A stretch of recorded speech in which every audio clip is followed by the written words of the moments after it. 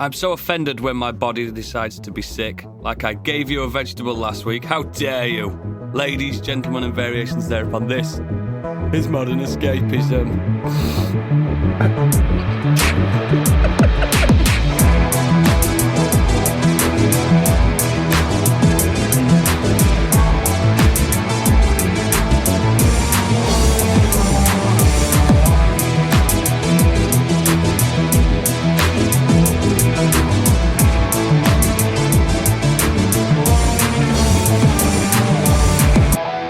And welcome to the show. My name is the very poorly Oodles, but as always, I am a trooper and I'm here to give you the content that you desire and require. Joining me today is the northern behemoth himself. It's Gadget. Did you call me fat? No, behemoth, strong, massive, majestic. Yeah. Also, the southern behemoth. It's Piggy. Hey, episode 150. Woohoo! Oh, yeah, it is. Shit. Uh-oh. And also, the western behemoth is Candy. I'm seeing a link here. Yes, all the behemoths are here today. Unfortunately, Stig isn't here with us today because she's got the shits. Oh, not again. That's going round. I don't know where he is. I just got the message earlier saying, remember, I'm not on. I think he's at the wrestling tonight, so he's in London. Is it the wrestling? Is it the wrestling? That's cool. Wrestling. That's cool. How have you guys' weeks been? Yeah, it's been all right. I still have nothing to do at work, so I've been sat drawing all day. It's been Oh, fun. that sounds terrible. It's Must be awful. hell. It's the worst. I've been working. That's about it. Yeah, was I've been also working, and it's not fun. How was your first week back after your month-long shits, Biggie? Yeah, just catching up with everything and managing to keep things down. He ran straight. He ran straight to the. He ran straight to the news agents to get his copy of the Sun. See what's happening in Britain. Oh no, not that rag. Thank you. I need to know what's happening in my Britain. Sunday Sport, at least. That's good. I don't think that's still going, is it? Maybe it is. How many emails did you come back to? I always like to know this one. I know it's such a stupid, boring work thing, but like when you work in an office, do you have time off? For me it was 96. Ooh, for an That's HR low. man, that's low. That's low. That Yeah. my record is a couple of jobs ago when I came back from like I had 2 weeks off on the sick because I got like the worst flu, like pre-COVID days. But this was like the worst flu, so I was off like 2 weeks, and I came back to 464 emails. Yeah, I've been off a week now, and I literally could keep going. It's what? Let me see. 125 in 1 week. Fucking hell! Shows how You're saying, important where the I fuck am. are you? I am Why are you management not at though. work? They know I'm off. But yeah, sorry, dear listener, I am poorly, and I've not got COVID. I don't think I've not done a test, but I'm blaming it on. You've caught the South, haven't you? I've caught the South. I've been down south. Well, to the Midlands, to the West Midlands, I believe. Yeah, but it's outside of this, outside of the safety of God's own country. Yeah, and due to rail strikes, unprecedented rail strikes, we had to get a coach home, and it took 7 hours. So all that Hey. was in recirculated. manner to Wakefield. Yeah, yeah. Guess How far what? is When we that? got to Leeds, we were going to get 2 buses back home from Leeds. It'd be easier. Yeah. The buses all got cancelled. Literally every bus from Arriva got cancelled. So let's get an Uber. Oh, how much was that? I don't want 50 quid. 50 quid. Jesus Christ. I bet you nearly shit yourself. Mate, in I the wanted to get car. my kids home. They were tired. You know what I mean? Yeah, But- no, I get that, but I was fuming. I'm fuming about the whole thing. It's so expensive. I love the trip. I love the journey. Going down there, seeing places I've never seen before, and people being obsessed with my accent because they all sound like Brummies in Drayton Manor. I fucking when I was down in the West Country a few weeks ago, everything was say book, say cook. Yeah, Most of yeah. that was just from me. candy. That was candy and acid pill. I just Yeah. looked up on Google Maps. Oodles, 106 miles it is from Drayton Manor to Leeds. Yeah, it's not far. So that's 2 hours at this time driving. So 7 hours. Fuck me. Because you had to go through every I train was gonna station. say, yeah. Oh, it was fucking horrendous. But there's no more Megabus. British. There's no more British than a bus replacement service. Oh, it didn't cost a penny. It didn't cost a penny, but that's why I think I've got the flu, because we got home yesterday and I started to get sniffly after I got home. I'm like, I've caught it. I've caught whatever is in the air. Whatever is in the air, because it's recirculated air on a bus and a plane, isn't it? On a plane, yes, not so much on a bus, but yeah, you're in a big metal tube with the grate unwashed. Yeah, and there was this guy behind me eating chicken wings, sniffling as well. Oh, nah. There's always someone. Anytime I've ever had to take like a long distance public transport, be it a train or a bus or whatever, there's always been someone eating something that fucking stinks. Yeah. There was a guy on the way down that had pickled onions. Oh, nah. A jar. He opened a jar of pickled onions and he was like, "Do you want one? Do you want one?" No. What? He was sharing them around as well, around the bus. Yeah. Oh Yeah. God! Bring biscuits at least. Like, there's always one travel troll, isn't there? Like they try and disgusting. pick out the most stinkiest food. Like, I'm the guy that I've travelled the world. I've been on planes for hours upon hours. I've hitchhiked everywhere, but there's nothing more fouler and worse than a big intercity coach. There's nothing worse. It's disgusting. With pickled onions. It's just the worst. Especially not the megabus when they have those offers like get to London for £1. Oh yeah. It's like, But yeah. have you seen the catches to them? That it's £1 only if every seat's been filled. Well, if every seat's been filled and it's like leaves at like 2 a.m. or something. Exactly. Like trying to guarantee no traffic or anything like that. Yeah, But like, it's just been mad. People need to learn the public transport etiquette for long distance. Like, Yeah. if you're going to need food, that's fine. You're on a 2-hour, 3-hour, 4-hour coach ride, whatever. Dry you're going to food. need a snack. Dry food, prepackaged sandwiches, not prawn sandwiches, or egg sandwiches. Cheese. Just have cheese. No Cheese tuna sandwich, melts. ham sandwich, Ham sandwich. no tuna melts. Yeah. Cheese and pickle. Best sandwich. If it's crisps, it's ready salted or nothing. A bit more permissive on crisp, but none of those like really fucking stinky ones. Yeah. A Monster Munch. Yeah, Monster Munch pickled onions. Also, don't share pickled onions around the coach. In fact, don't share food around the coach. Just bring your own food. I found it disgusting. My kids were like, my son's like, he was sat next to me. He's like, "What's wrong with him?" I went, "I don't know, boy. I don't know." Don't look at him. It was a bit of just an old bloke travelling alone. And he was travelling from Leeds, and Al Bus Dumbledore, that's what the bus was called, from Leeds all the way to Bristol. Oh, that's a long... On the megabus. That's Well, a he's long probably trip. here now. Yeah, it's probably... So I can smell pickled onions. So when we got off at Birmingham, he's still got a ways to go, hasn't he? Yeah, it's about hour and a half, 2 hours from Birmingham to Bristol. Fuck that. But yeah, anyway, we ended up in Tamworth. We went to Drayton Manor, and that was fantastic. It's great to be able to afford our own holiday for the first time in a long time. Loved it. You're not going to financially recover from this week now, though, are you? It's just that fucking Uber shite, mate. Uber. And the guy who was coming down on the Uber said, "Oh, we've never been to South Hempstead before. Do you reckon I'm going to get many lifts when I'm down there?" I went, "No." You're driving home. You're driving back to Leeds, pal. You're not going to get no one in my village knows what Uber is. Only 4 of them have got smartphones, and that's my family. Yeah, exactly. But yeah, that's my week. I've been on all the roller coasters. It's been great. And yeah. Oh, what I do you know what I have missed though? God. Apart from like Benadryl and aspirin and stuff like that. I've missed news, and I think there's only one man that can do it. It's Biggie's breaking news. You may already know, but he doesn't, because it's time for Biggie's breaking news. I like the way you read it, no biggity. I got to tag it up. I like the way you deliver it, no biggity. I got to news it up, girl. I like the way you update it, no biggity. I got to break it up. I like the way you word it, no biggity. I got to word it up, word up. 5 stars. I like that one. Stunning. He was sultry, that. Beautiful. I tried. So, Nintendo announcement.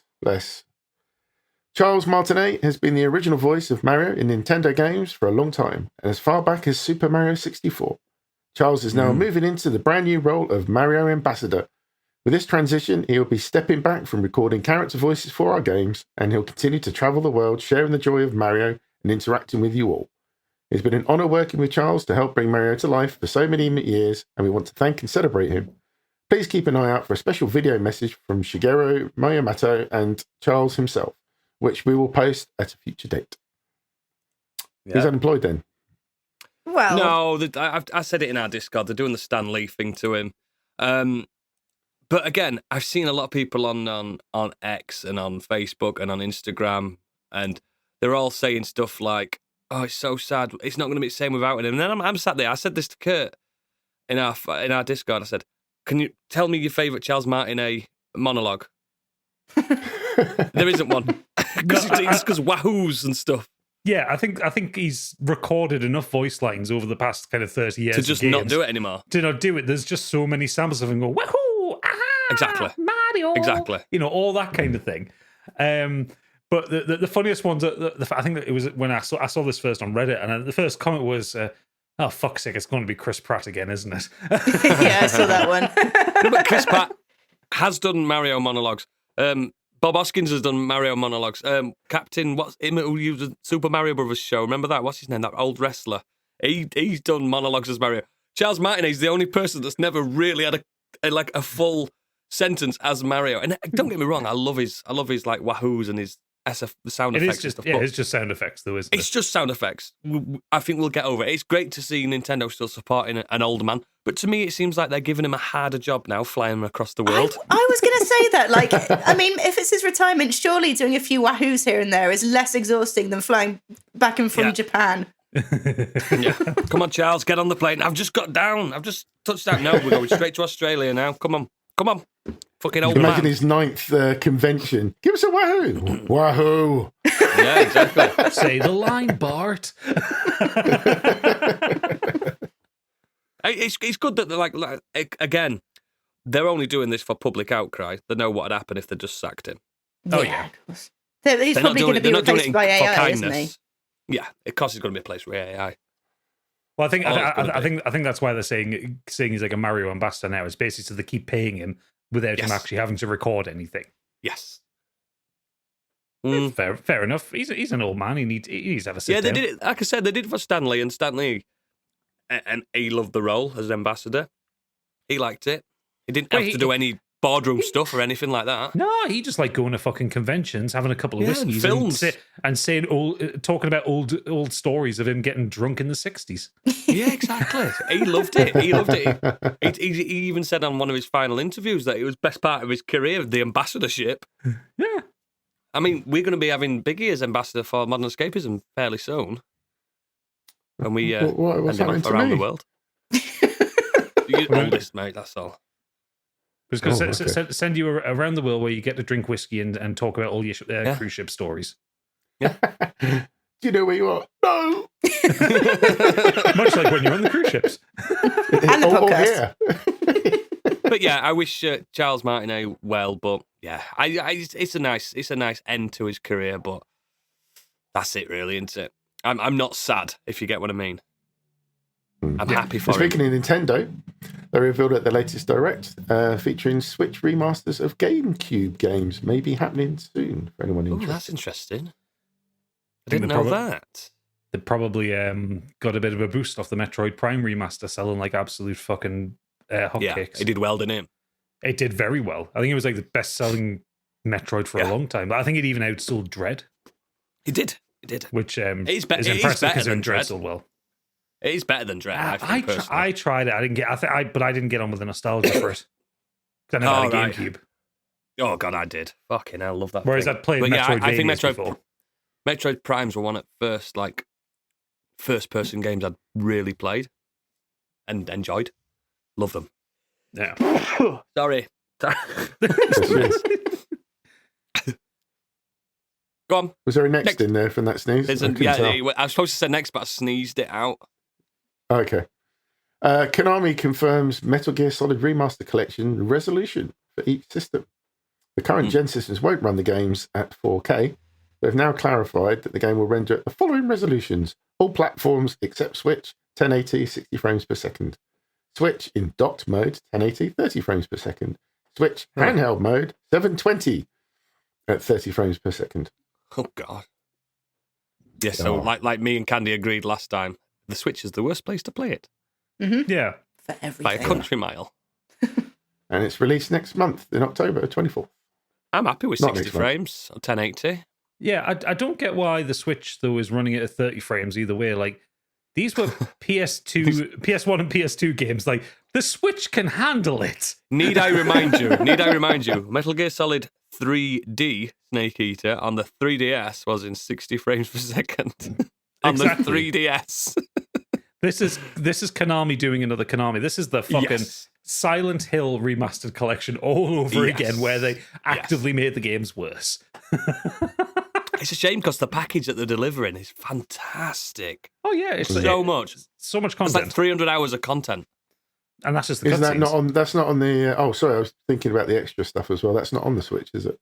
No. The extra stuff Is isn't that on the right? Switch Yeah. So you just don't get it on Switch. Get it on PS4/PS5 or Xbox. or PC. Yeah. Or PC is probably going to be the best place to do it because you'll be able to mod it. And But then again, on Make it PC even you can better. already emulate these games, so it's not like you need to. I know. Yes. But And you can You play get- them in 4K. it's the first time we're going to get the digital graphic novel part 2 in English, which is Yeah, true. exciting. That's For you. exciting. Yes, I love them graphic novels. They're good. But yeah, I'm up for it. Next. Mortal Kombat. Sorry, they said that again. Mortal Kombat 1 includes audio descriptive fatalities. I The like Mortal accessibility Kombat better. feature Mortal is Kombat. exactly as it sounds. It will allow players to hear what is happening on screen thanks to audio description. This will, of course, be a game changer for blind or partially sighted players. I thought the don't blind like- bit was a bit odd. If you're playing Mortal Kombat and you're blind, you're a Yeah. bloody good player. Mate, I watched the guy I play. didn't want to say something play crass there. Super Mario 64 blind. Yeah, I didn't want to be crass there. Like, but the idea of a blind person playing a fighting game absolutely baffles me. There's a character called Blind Kenshi. Playing Do you know it, not what? the characters. The funniest thing is, like, I've seen these modes on a lot of Ubisoft games. They did it on Assassin's Creed, and it was like, Cassandra plunged the blade into his neck. Cassandra now equips a different battlement. Cassandra. Now, it just does that constantly. Cassandra is heading west. Cassandra is heading east. And it's like, I can imagine how a blind person could, like envision it, but I don't think it's for fully blind people. I think that's what people need to realise. I think it's for partially sighted people. It's like playing Skyrim on your Alexa. If you were, That's exactly what that's like. If you were fully blind, I think you'd find a different pastime than playing Mortal Kombat. I think so anyway. Then maybe they're trying to bring in the blind audience. Yeah, well, yeah. Maybe. Also, I'm assuming audio descriptive fatalities is just like the fucking dungeon master in D&D telling you how you decapitate Yeah. something. I mean, now Biggie said that, and if you play that game, there's no way you're not trying it. I'm going to try it if I get the game. I'm going to fucking try it. Of course you are. Of course you are. I'm leaving this on. Solidarity with blind brothers and sisters. Yeah. Raiden fucked up Liu Kang. He's like, Jax's body falls to the floor and there's a thump, thump, thump of blood coming out of his neck or something like that. I'm looking forward to it. I can't wait. Everything I see about this Mortal Kombat one, it looks better. I hope also the person who's doing the audio description thing is kind of like a kind of ever so slightly sexy voice. No, you'd be Like the guy a bit- round one. No, If it- that would be too overpowering. But Jax like, dismembers Kitana with his fists and pulls her head off. I'm thinking like someone like Amelia Tyler who's the narrator in Baldur's Gate 3, like that kind of like smooth, Oh, she's calming sexy. female voice. I reckon I should do it. Yeah. You're right. So what happens here is the No, turning it his off. spoon's being ripped out there. Oh, blimey! Oh, it don't look good. It's not looking good for him. Where to be his head gone? Can't park there, mate. Drive.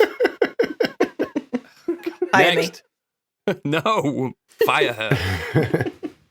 Speaking of fatalities, PlayStation's first remote play details were announced for its new Portal remote player, which will launch this year at £199.99. Nope. Ouch. Nope. I It would think this include is the key a massive features. waste of money. It will include the key features of the DualSense wireless controller, including adaptive triggers and haptic feedback. The vibrant 8-inch LCD screen, why is it not OLED, is capable of 1080p at 60 frames per second.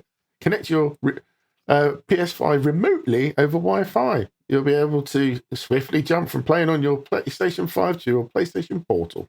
It will support games installed on your console, but it will not include all the PlayStation Plus content that you can stream. Bollocks. Shite. Why? And it has a 3.5mm audio jack, but it won't allow you to use Bluetooth headphones. Unless you buy Sony's ever so special Yes, Bluetooth they're new headphones ones. with the PlayStation Link. And the Pulse Pulse headphones or something, isn't it? Yeah, it's Pulse Explore and Pulse Buds, which They sound like dildos. well, Pulse Explore. I mean, the Pulse Buds setup. Setup. I think they start at like the same price as AirPod Pros. Fuck off. Madness, isn't it? I can just see it now. I can picture the genuinely- boardroom. No, like I can picture the boardroom, like R&D at Sony. Loads of Japanese men just bowing and shaking hands and being, yes, we've done it, guys. This is what gamers want. This is what they've been craving for so long. We got it so right with the PSP and the PS Vita. We are the masters of handheld. This is what they want. And then they would drop that, they check all socials and go, we've done it again. We've fucked up. I genuinely like the idea of this, but just the sense of what it can do. But It's not not at that very much. price. And Well, as you I can get said, one of those backbones as well that you does could all the do same this- thing. I've got the Razer Kishi right there for 40 quid. Yeah. It attaches to my phone that is OLED, by the way. It is OLED. And I can have 120 hertz refresh rate, and I can do the same thing with my PS5. Done. Yes. That's it. 40 quid. If Do it. if it could do like if you didn't have to have a PS5, if you could do like PlayStation Cloud gaming, Without it. a bit like you do with your phone with xCloud with Game Yes. Pass. I don't have an Xbox, so but I can still use it. Yeah. Then I think there would be an excuse for it at £200 Yeah, because so do I. because then you like Sony would be then pushing their cloud gaming operation. And, you know, it doesn't need to have any storage. It just needs the RAM and it just needs the internet connection. And I could see that for £200. But it's a fucking Wii U gamepad. That's all It's a it Wii U is. gamepad. In fact, no, Well, it because is. you could connect Bluetooth headphones to the Wii U gamepad. It's less You than a could. Wii U gamepad. It's a lesser, inferior product. And isn't the Wii U 200 quid anyway? Well, it was, yeah. A full console. But yeah, the fact that it's an LCD screen, okay, fine. OLED would have been better, but yeah, and you don't lose. I'm not bothered by that. But the fact that there's no storage on it, you can't even put fucking media on it. Like you can't connect to the internet and watch YouTube via it without having Nope. your PlayStation on and stuff like that. It's just it's a solution to a problem that I don't think too many people have. Just the only thing that's scaring me is, are they going to remove my remote play on my phone now they're going to release that? Because if they do, I'll be furious. I don't think they will. Because it's a great That's app. why and I like it. It runs really fast. It runs Well, I've really got- good. I've got remote play on my PC for if I ever decide to capture any PS5 footage. Yeah, it's Oh, nice. really good. It's a really good app. The xCloud's better by massive margins, but it's a good feature to have, especially if you've got a decent phone like I have. Why would I downgrade? Yeah. Also, it only has a 4-hour battery life. It's got the same battery life as a DualSense. Oh, by the way, the Razer Kishi has the same battery life as your phone because it doesn't have a battery. It is just doesn't need attached one. to your phone. It doesn't need one. Oh God, stupid. That Yeah, is tempting dumb. me to buy a backbone though, not for the PlayStation, Get one. for the Xbox. They look cool. Yeah, I mean, get it's one, it 100 quid. works. It's still kind of dear. It's still 100 quid. You don't but need a backbone. Get a Kishi. You've got an Android phone. yeah, let's have It's a the look. same- I've got the Xbox Edition Kishi. It's got an Xbox button on it. You press it, it launches the Xbox thing straight up. Oh, look at that. Yeah, good man. Oh, lucky. I think it's brilliant and it fits any phone. Yeah, the PlayStation Portal is absolutely. It's either too expensive for what it is. If they wanted to have it, the functionality that it has, it needed to be 99 quid or 120. Yep. I remember reading one of the posts where they said it was something from one of the Sony marketing team saying like, with the elements and the inspiration from our previous PlayStation Portable, like, don't call it PlayStation Portal to get PSP fans on board. That's what not they're doing. fair. That's what That's they're doing. not fair. Of course they are. So it's the new PSP. It's also a shadow of the God King that was the PSP. PSP was a great console. Yeah, Absolutely great console. PS Vita were a good console. That had really good remote play. yeah, they just fucked that one. They just Oh, left yeah. it to die. But yeah, there's a PlayStation Portal and PSVR 2. I think Sony are losing the hardware wars. Yeah, I think Microsoft Definitely. Definitely. Microsoft's plan of just putting out like consoles and Game Pass service is working. And no daft peripherals is really smart, isn't it? Yeah, nothing daft. You want your daft stuff? Microsoft's saying buy one of our PCs and be daft. Yeah. Oh yeah, be daft for the PC. Yeah, go nuts, guys. But when it comes to his hardware and the they're killing the software, I think. As massive software developers for like 30, 40 years, it makes sense.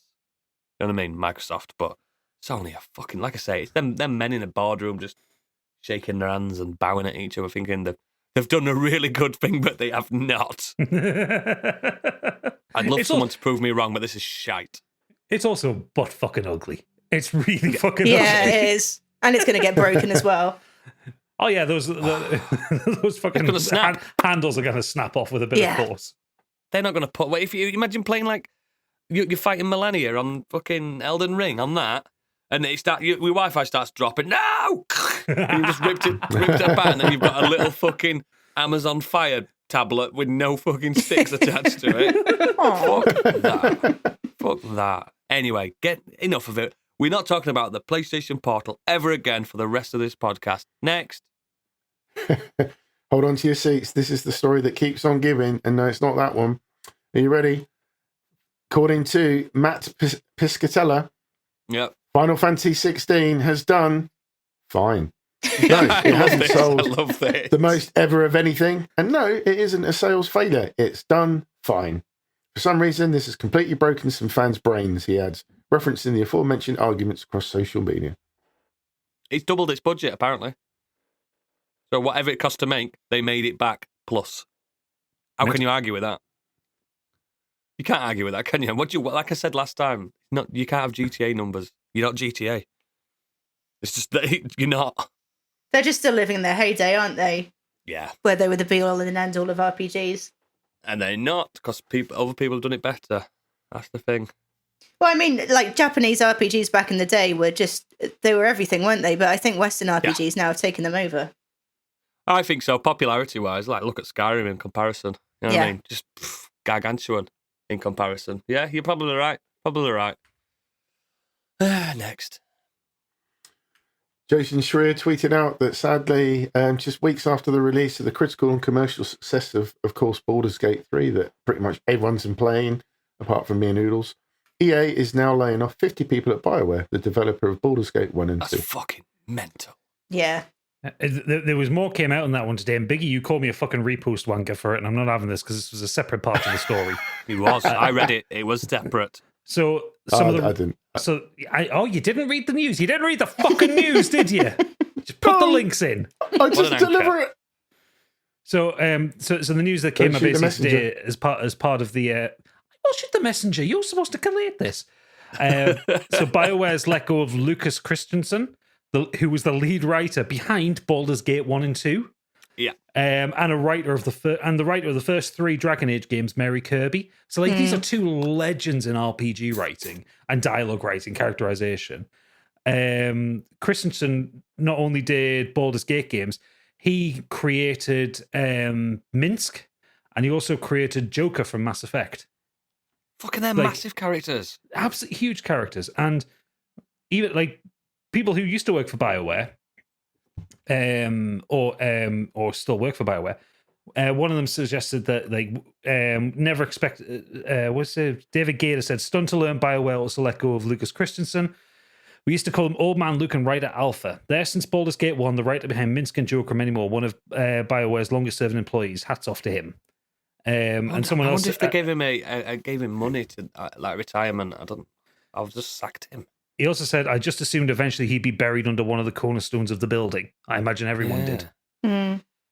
The thing is, people really like that, sad. They're going to get those 2 will get snapped up fairly quickly, I think, should they want to work. But it's the people, the kind of the mid-level ones who are being paid a bit more than people want to pay for a new recruit. It's not just as simple as being snapped up, though. He might live close to that office. Well, yeah. But, I mean, you would hope it right. You've got to come to San Francisco now and work for Naughty Dog. I don't live in San Francisco. Do you know what I mean? That kind of thing. It can affect someone's life. Yeah, but I'm thinking more along the lines of he's a legendary writer who had his hands in some of BioWare's greatest hits. That's talent you can't hire. Yeah. Yeah, like someone with that experience. I'm pretty sure he wrote the best Sith Lord of all time, Darth Revan. Yeah. Pretty sure he wrote him as well, which is the best Star Wars baddie ever made. Yeah, so like whoever gets him will have an amazing writer on their team. Just like when Amy Hennig left Naughty Dog. Yeah. Got snapped up by EA. Well, she left Crystal Dynamics first after she's used to do the Blood Omen games, didn't she? Yeah, she did. So it's like writers like this don't hit the market very often, and BioWare are fucking stupid for letting him, of all people, go. It's made them look bad. I mean, they looked bad anyway. They've looked bad since Anthem, but yeah. What was the last good game? Probably Mass Effect 3? Yeah, and that was still a 7 out of 10. Yeah. Yeah, it's a shame, but they'll get work. They'll get work, and especially in an age where you can work from home, they might not have to relocate either. Yeah, which would be nice because they've probably got a family. Next. Well, speaking of Baldur's Gate 3, it's now coming to Xbox this year after ditching its split screen mode. Microsoft has allowed Larian to remove the split screen option for Baldur's Gate 3 on the Xbox Series S, paving the way for a 2023 Of course they release. have. They've gone back on their. They've gone back on their that the S will never be an inferior product. In this case, I'm pretty sure S owners aren't going to be moaning. No, like it's a worthy sacrifice. Yeah, like it's still got the online multiplayer side of it. Yeah, so that you can still play with other people, and I don't think that makes it a lesser game. Like the split screen stuff is still a fucking niche thing. I don't know how many people will play split. I played the original Divinity on split screen with my ex-wife, and it was a rough experience. Fun game. I think people have got to remember when you're split screening, it's rendering two of the same game, isn't it, at once? Yeah, and with the with the way Larian make games, it's like you can be at two different sides of the map. Yeah. So it's rendering the entire map at the same time. The Series S was never going to be able to render that. No, the only thing I'm worried about, I think it's great. I think it's like I always say, everything should be coming out for everything. But is this going to be a dangerous precedent for Microsoft to say, yeah, it's going to come out on S, but it's going to be inferior again with the next like games and stuff like that?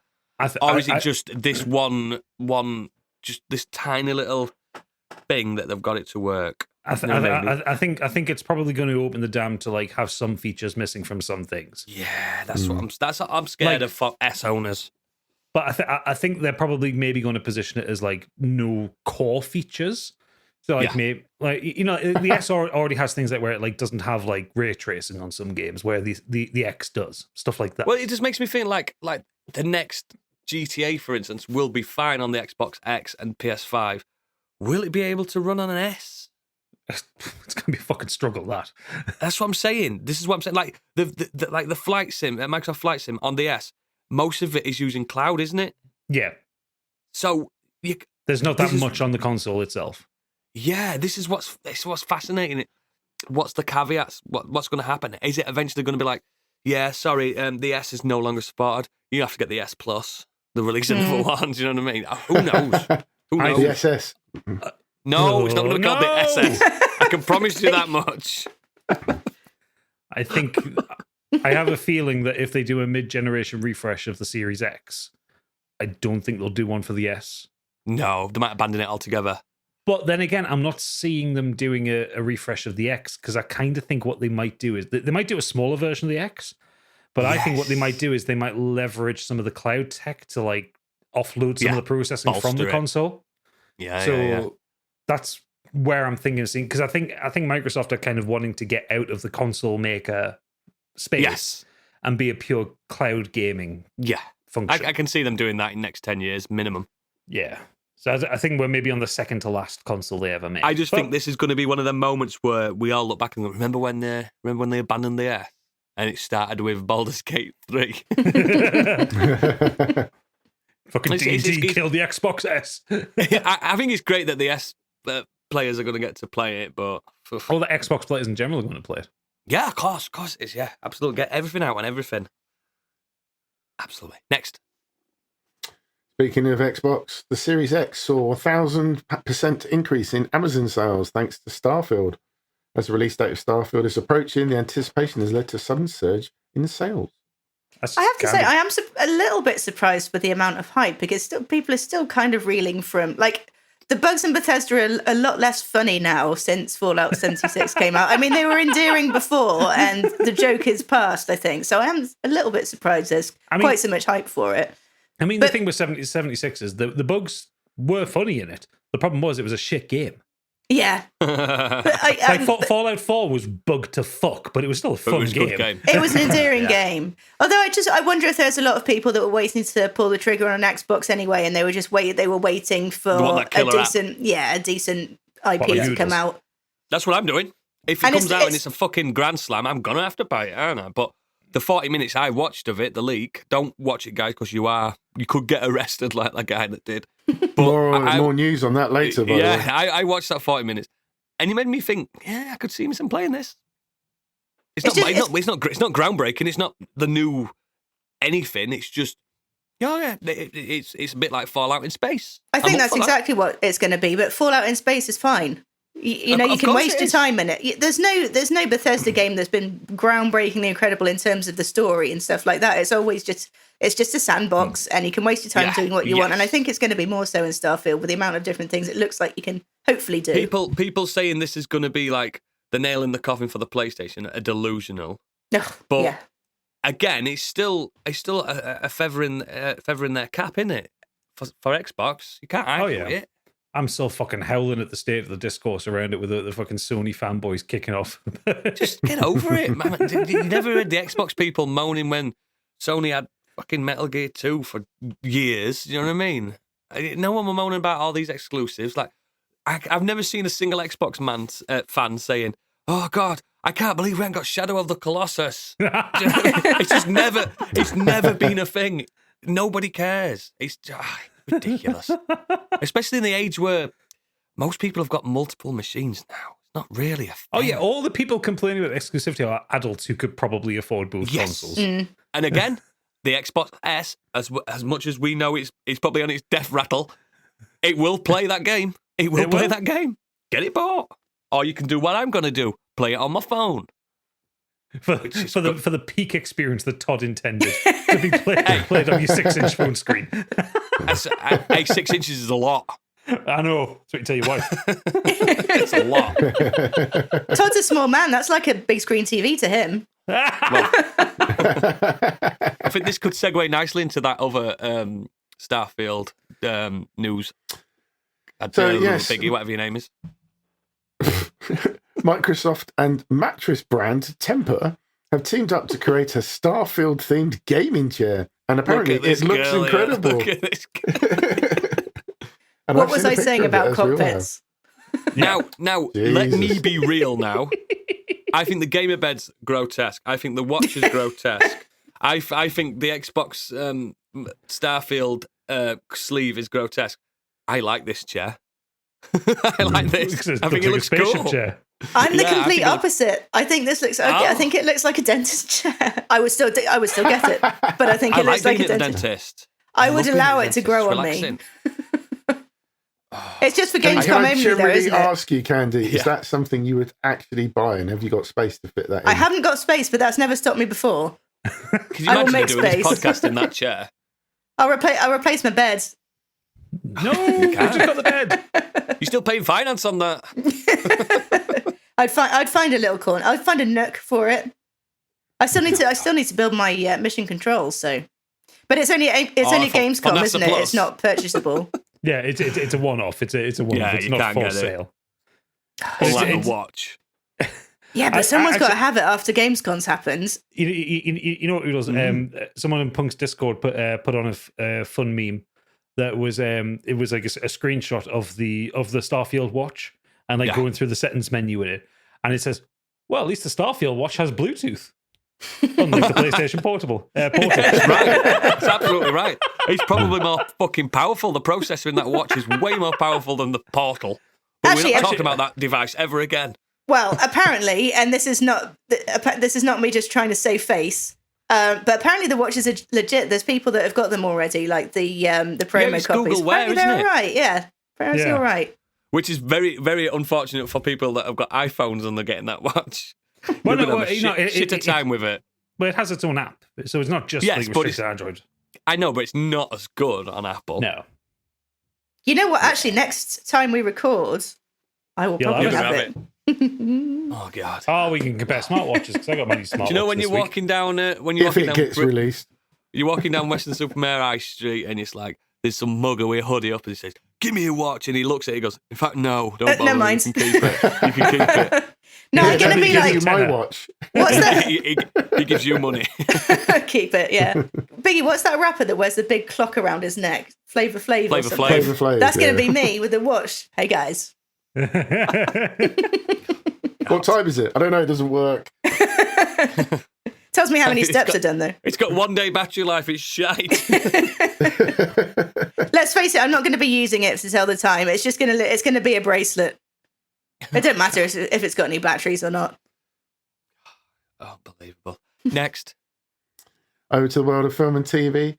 The Alliance of Motion Picture and Television Producers, AMPTP, has hired a new crisis PR firm to try and save their image as more people continue to realise the importance of actors and writers receiving fair deals. You could just pay the actors rather than hiring these fucking strike breakers. It's mad, isn't it? They'll be getting the Pinkertons in again. Get them down, get them off. Well, we can't crush heads like we used to back in the 30s. Start shooting them on the picket lines. Oh no, we shot Chris Pratt by accident. America's sweetheart, Chris Pratt is no more. Who's going to voice Mario now? No. Get that Alec Baldwin. He knows how to fire a gun. Oh, come on, man. Too soon. Too fucking soon. He would wait for Pinkertons as well, that fucker. Fucking hell, man. Oh, God. Despite the fact that he has been on the picket line, you dickheads. I know he has. They all have. And we are very, very much in support. Stop it, Biggie, you naughty, naughty man. Sorry. Next. Moving swiftly on. The first 2 seasons of the original Teenage Mutant Ninja Turtles series are releasing on Paramount Plus on September the 19th. That's good. That's good. I'm bang up for watching that again. I have them all on DVD. I do have them on DVD, but I just don't like the idea of taking a DVD out and putting it in the PlayStation. It sounds like the worst thing I could possibly do to myself. Pissing about with menus. No, thank you. Yeah, I do have them on DVD. I love the original run. Fantastic. Yeah, it's brilliant. It's so stupid and camp. Crap. Yeah, that's what you wanted from a late 80s, early 90s cartoon series. I just feel like obviously I weren't really old enough to appreciate it when it first came out, but imagine being a diehard Ninja Turtles comic book fan and then going, "Oh, they're doing a cartoon over it. This is not what I've been reading." Absolutely. I don't think there was that. I don't think the diehard nature was in there because the run of the comics wasn't very long.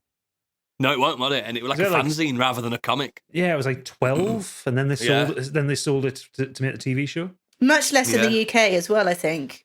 Yeah, because that would have been an import. We probably didn't get an import. Probably didn't get them. No way. But yeah, I'm bang up for that. I'll use a Paramount Plus free trial. Surely I can find one somewhere. Next. Somebody might be bothered about this. Something called Fallout, an original series coming to Prime Video in 2024. Yeah, and it's based in LA, which is a bit strange. Though. A very important aspect about this show. I saw the trailer for it. Did you see the trailer for it? Oh yeah, of course. Oh yeah. I saw a crumbly trailer. It wasn't the best quality, but it was enough. No. I haven't seen the trailer yet, but I know Walton Goggins is in it, so I'm going to watch it. He is, and he looks good. He does. Well, he looks like he doesn't look well. He looks like a handsome ghoul, though. I thought. Like, why they made he's this a handsome sexy? guy. Yeah, but he's serving sexy ghoul. It's a little bit more Red Skull than the kind of what's up, smooth skin kind of ghouls that we used to from Fallout. I'll watch him in anything. I'll watch him trying to sell me Geico fucking insurance. I'll watch Goggins do anything. He's one of the best character actors alive today. So the teaser trailer that had a Gamescom, obviously someone's recorded on their phone, so we've seen it in potato quality. It looks like they've got the visual style on. The T-63 power armor is fucking banging. It looks perfect. Yeah. It's set in LA, isn't it? It's set in LA, Vault 33. Which you predicted that, didn't you, Gadget? Yeah, we called that. Yeah. Called that one. Yeah, I remember you saying it. I was hoping it was going to be one of them silly vaults where like they were doing experiments in it, like everything went wrong. You don't know that it's not. Basically, this is a vault that hasn't been in the games. Yeah. And based on the fact that Goggins is playing a ghoul, but he's not like really crusty and crunchy. I'm thinking this is quite early on after the bombs. Could be, So it? they got out early. What I'm thinking is this is the because ghouls live for thousands of years, don't they? Oh yeah, they're functionally immortal. Until they go feral. It's a bit like Hollowing in Dark Souls. Yeah, that's it. I'm thinking this is going to be maybe the precursor to the New California Republic. Love that. It looks like it, doesn't it? Because there's, I don't know how spoilery this is, but there's pictures from behind the scenes with NCR flags up inside vaults, this vault. So there's something going on. So whether it's kind of, I can't remember the lore exactly with how the NCR started. I'm up for it. Given benefit of doubt, it's got one of my favourite actors in it. It can't go wrong. Surely not like the Halo one. Halo was fantastic. Everyone loved that. Remember? You see his ass or something in it? I never watched it. You do at one point. Do you think it'll have Megatown? Is that the one in Megaton? No, other side of the country. No. That's Washington. That was Washington, yeah. I am slightly disappointed it's not side of that country because that's kind of classic Fallout territory, isn't it? Well, yeah, but Fallout 1 was set in California. Yeah. Yeah, it was. Yeah. And also not something that the Bethesda games have really explored. Like the closest was New Vegas. Mm-hmm. So the thing is, with California, you've got a really good different type of biomes. You've got the deserty mountains. You've got the Hollywood Hills. You could go as far as a big cityscape, for LA or fucking San Francisco. Oh, you just know there's gonna be some panning shot, like New Mexico and stuff. Yeah, really far down. I can't wait to see that just great shot of the Hollywood sign all fucked up. Yeah, that's gonna happen. Tower Records as well, all crumbling.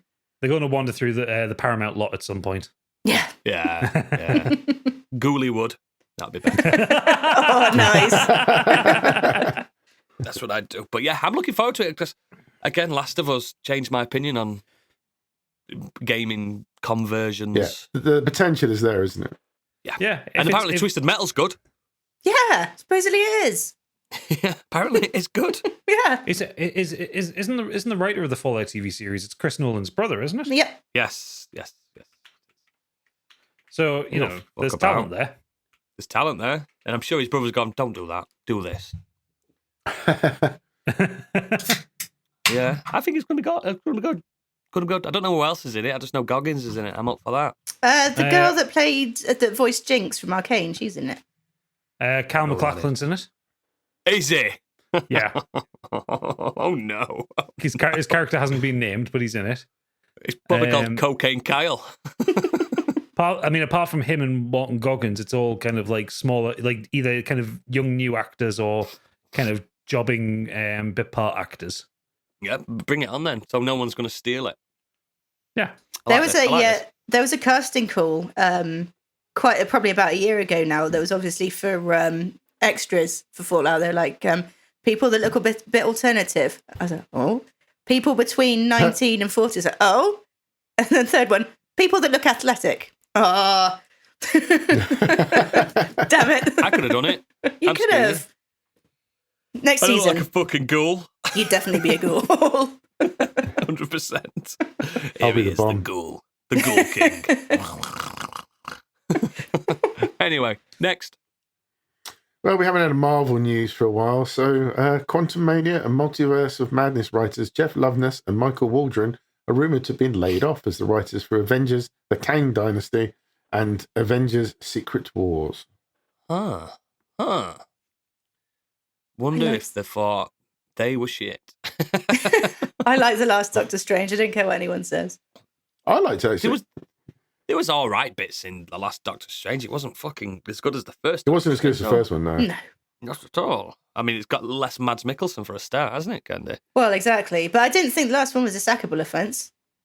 No, it's fine. No. I didn't love it. I didn't think it was brilliant. It's barely a multiverse. We've touched on that many times, but it's fine. It's a Sam Raimi film, isn't it? It's not a Marvel film. How many dimensions are in multiverse? 3, apparently. Hey, mate. 2 counts as a multiverse. Let's be realistic. Yeah, that's not what we want. It's not what we want. But yeah, I'll tell you what you do want. Go on.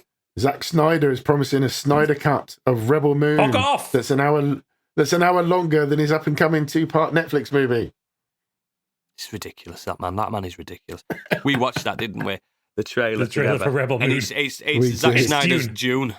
It's just June, the whole thing. And apparently it was his Star Wars script, wasn't it? Mm-hmm. Yeah. I'm glad they said no to him. I was going to say Star Wars. That doesn't look like it would have worked as Star Wars. Yeah, there's no desert planet for one.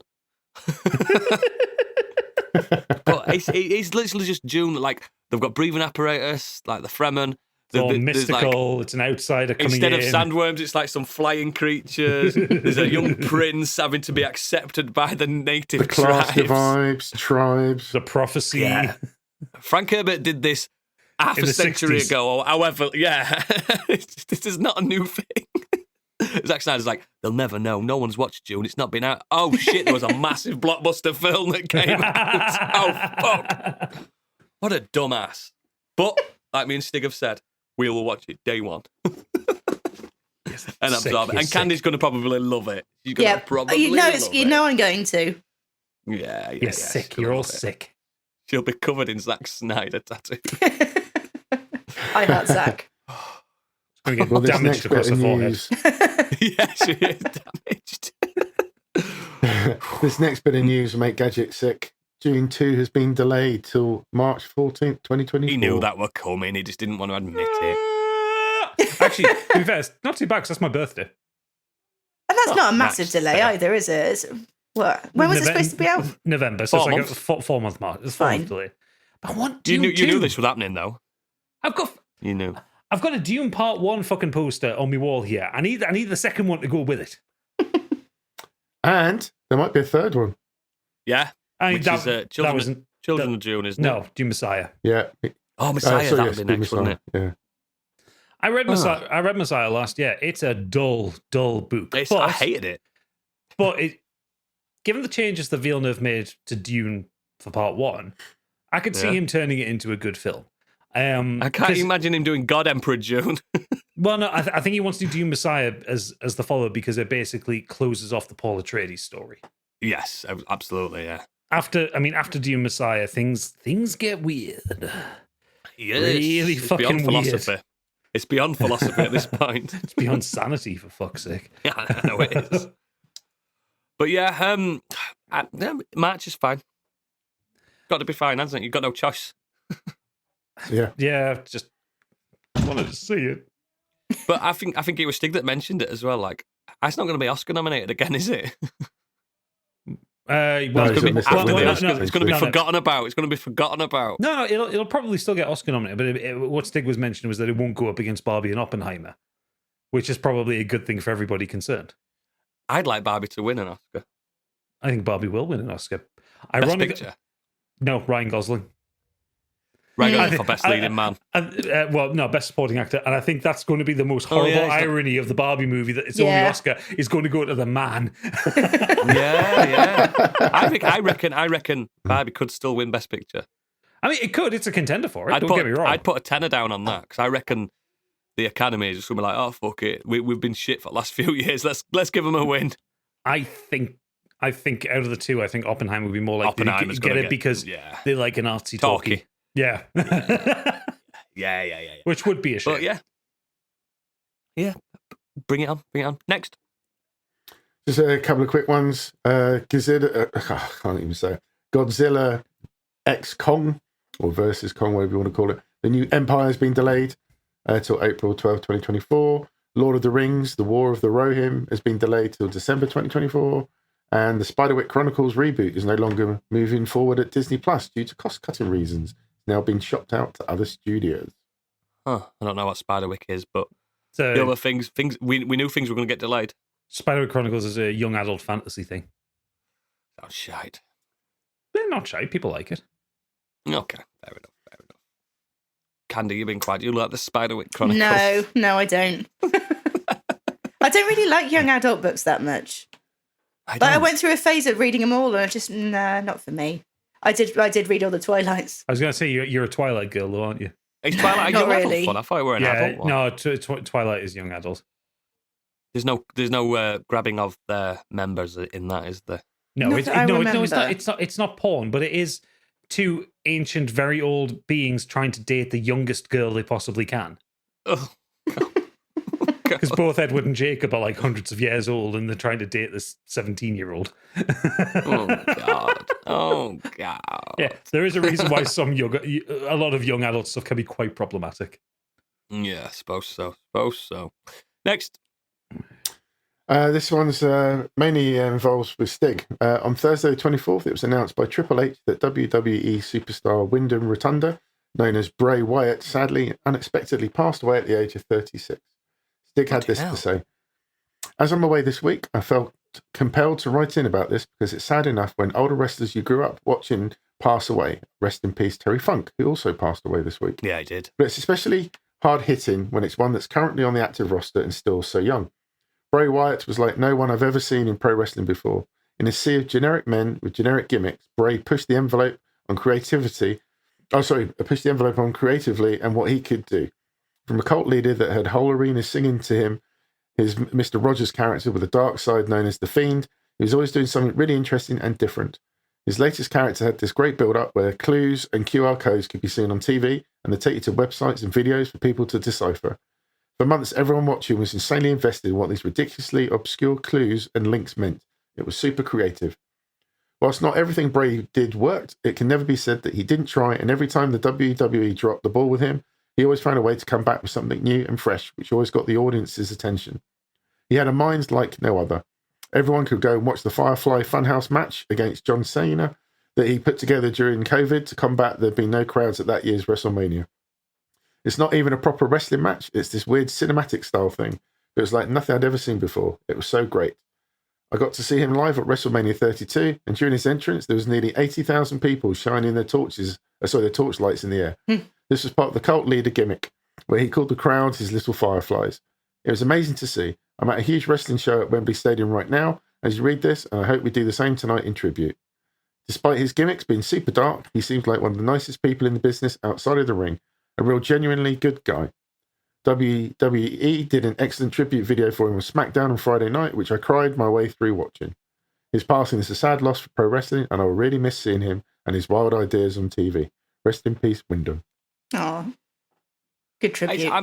I don't know who this gentleman is, but I still think it's sad when any athlete dies so young. I was going to say, is it 36 is no age to go? That's like it's ridiculous. A lot of wrestlers do die quite young, don't they? But then, unfortunately, it's nature of it. Because, and I'll say this to anyone that badmouths, it's not fake. It's predetermined entertainment. They are men that are fucking blasting the bodies about every. I don't know if that's what happened to him. I don't know how he passed away or anything like that. I think it was a heart attack. Yeah. The thing is that they're still the absolute top of their game at stunts, and they're still. I mean, these guys are huge.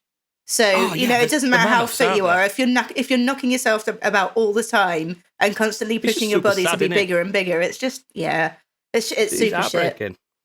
Awful. And you expect like an 80, 90-year-old wrestler from the past to pass away, and you don't want it to happen, but it does.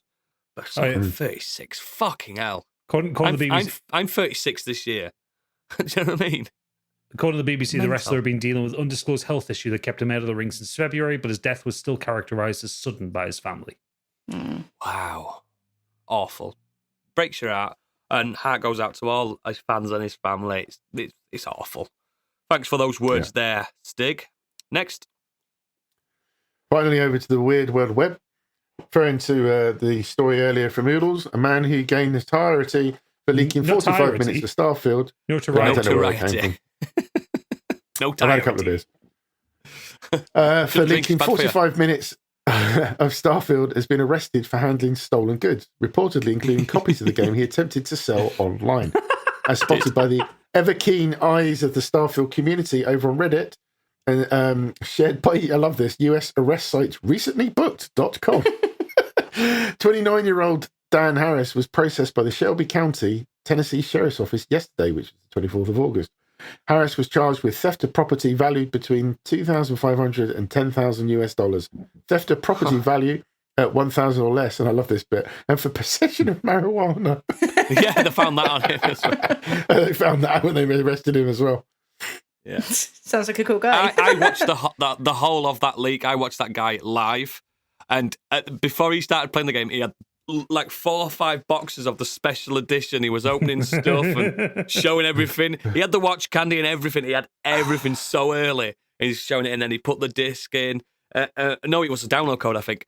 And he put that on and he started playing the game. He did the whole character creation. He did a few beginning missions. I got loads of story. And then all of a sudden, his stream just ended. And I thought, this fucker's dead. I watched the whole thing. It was fantastic. You had to be there. It's completely been taken down. But I was saying it on our Discord. Look what I'm watching. Do you remember, Gadget? Yeah, I was sending you. You sent it to me over TikTok. I went, look what I'm watching. This is naughty. This is super naughty. And he was saying, and you could tell with his accent where he was from. There was no idea who he was. His name was in his profile. He's clearly a fucking idiot. He just got it early. Like, it happens, doesn't it? No, I think given the charges on him, I think probably what he's done is he's either gotten into like paid somebody off. He's either paid someone off, or he's gotten into a lorry that's like shipping these things, or he worked at GameStop or something like that, or he's had some access to them. He's fucking nicked a few, and then done the really stupid thing by fucking listing them online for sale, like a fucking moron. Which is the biggest crime, apart from the marijuana. It's stupid. What a dingbat. That's also. I still think it's one of the best 45 minutes I've ever watched on TikTok. I mean, that's also felony levels because it's over $945. Yeah, so, absolutely. That's like proper prison. People time. were saying live in the chat, saying, "You're gonna get busted, man. You're gonna get busted." And he's going, "I'm immortal. I'm untouchable." Yeah, he's a fucking idiot. And then he won't be untouchable in prison. Yeah, he's got 5 years, isn't it? He's up for. There'll be a lot of touching in prison. Yeah, is he a Starfield kid? Let's give him my little Todd Howard. Oh no! Showing Uranus. Are you ready for some jank? But that is the news, an extra longer one, because I don't think we've got the biggest Nexus to discuss this week. I haven't anyway, but I'm going to start to get it over and done with. I've been playing Blasphemous 2. Jealous. Interested. What's it like? So, before I get into it, Blasphemous 2 is a side-scrolling Metroidvania video game developed by The Game Kitchen. By the way, these devs are some of the new ones to watch lately. And published by Team 17. Again, Team 17 publishing some random shit all the time lately. They're doing well. I think they're doing... I mean, Team 17 did the first one. Yeah, I know they did, but I just like... They're just publishing... They're a bit like Devolver, but not as edgy as Devolver. They're just... They're branching out big style in the publishing department. They cast a wide net. Yes, they cast a wide net. It's a sequel to Blasphemous. How do we expect? Like, I know I mentioned this on the podcast. I struggled with Blasphemous because of the religious themology of it all, and it's very basically Catholic.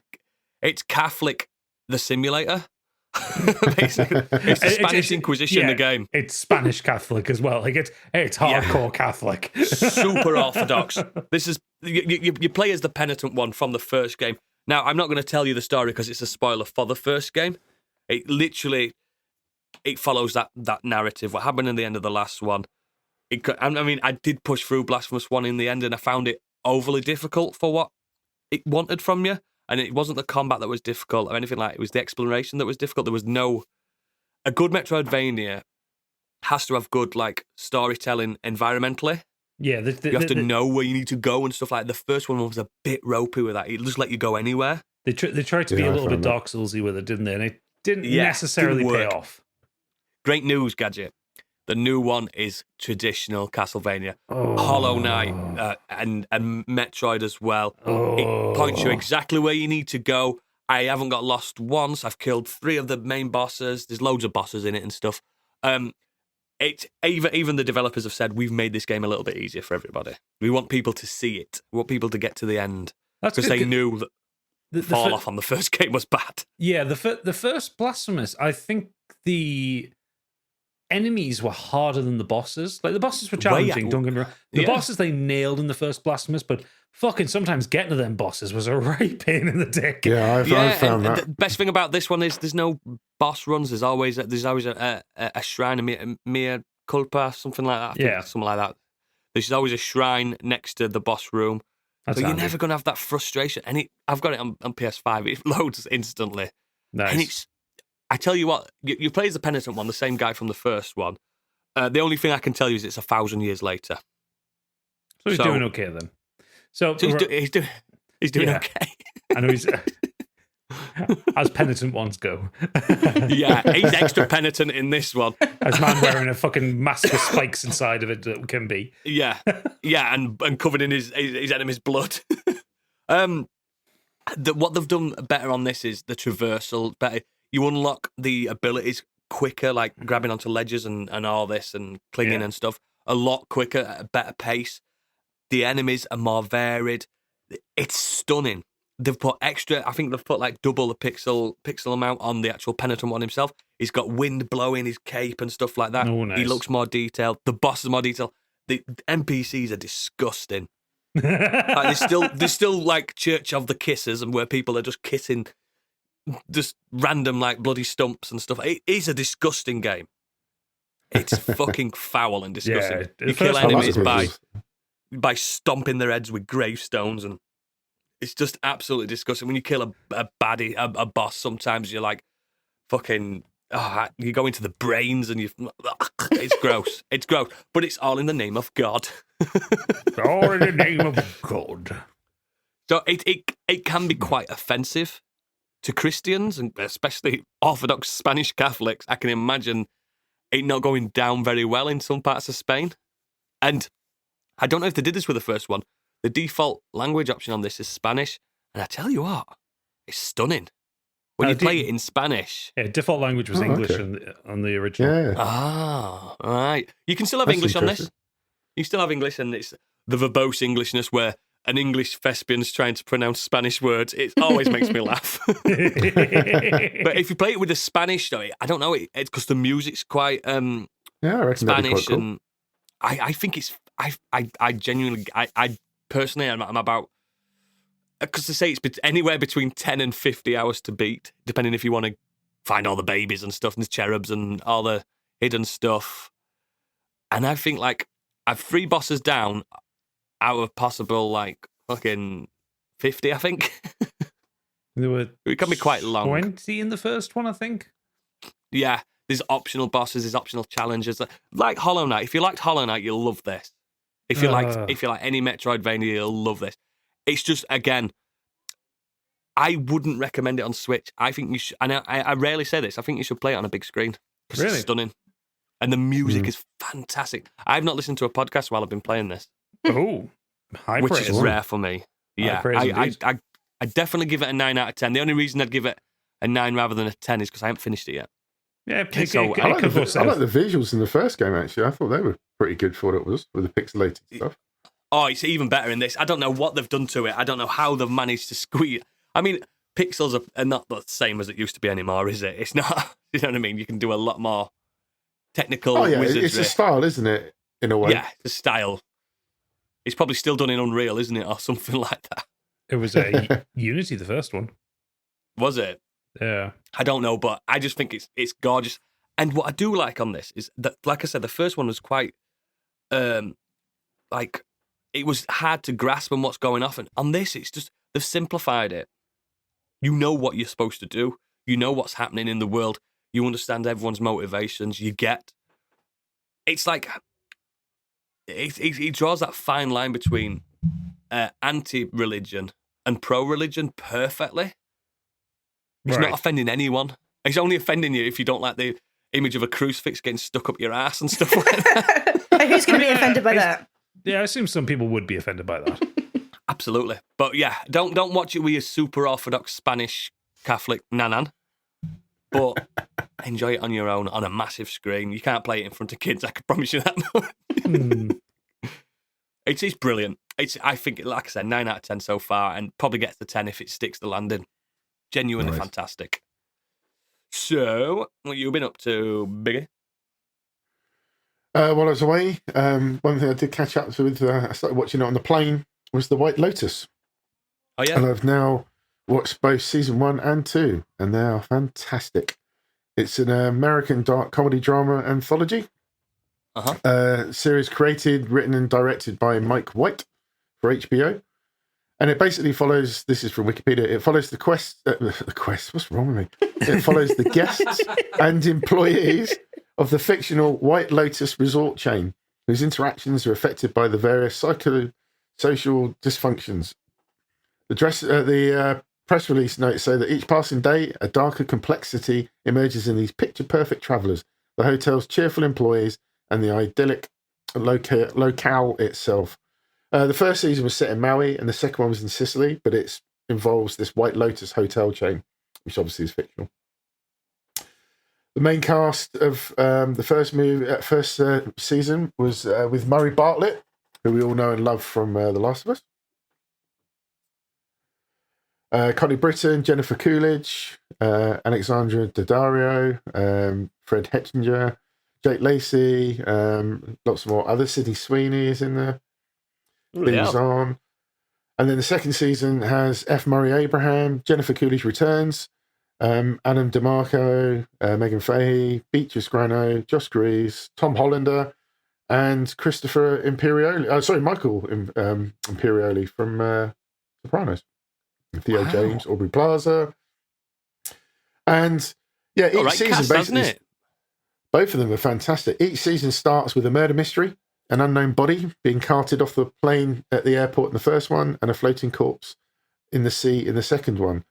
And then, weirdly, the murders aren't the focal point of the series at all. And it's easy to actually forget there was a murder as you get caught up in the lives of all the guests and the staff. Is it more of a character hotels. study?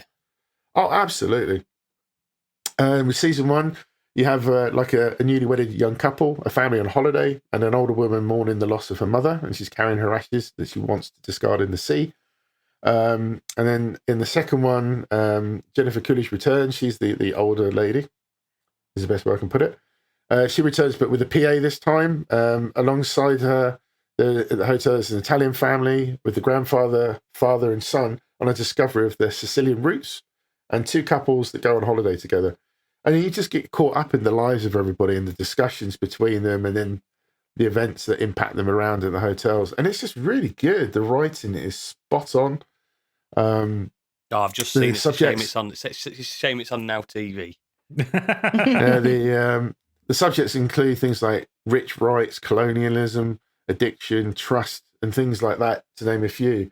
It's a brutal script, really funny, outstanding performances from all. Jennifer Coolidge, who I always still see as Stifler's mum. I can't help it. I love Jennifer Coolidge. I think she's brilliant. But she is so good in both seasons. She's the only character to return from the first season. And F. Murray Abraham, Audrey Plaza, and Theo James are fantastic in the second one. And I just love it. I just thought it was excellent. Oh, and Murray Bartlett. It's got a 91 on. It's got 91 on Rotten Tomatoes, man. Massive. Yeah, Murray Bartlett plays this sort of Basil Fawlty-esque guy called Armand, who runs the hotel, and he's really funny. He's a cracking Manuel. Not quite. No, but he's definitely he's losing it. Yeah, but I loved it. I thought it was fantastic. The acting is just spot on. We started watching the first season and we fell off it. I think Pip was struggling to follow the story, because it kind of gets a little bit circular with itself, and there's a little. Sometimes I think there when it comes to mystery TV series, and we've kind of also suffered this with Only Murders in the Building. It kind of feels like they need to be shorter, because it kind of gets a little bit up its own arse trying to pad the time out.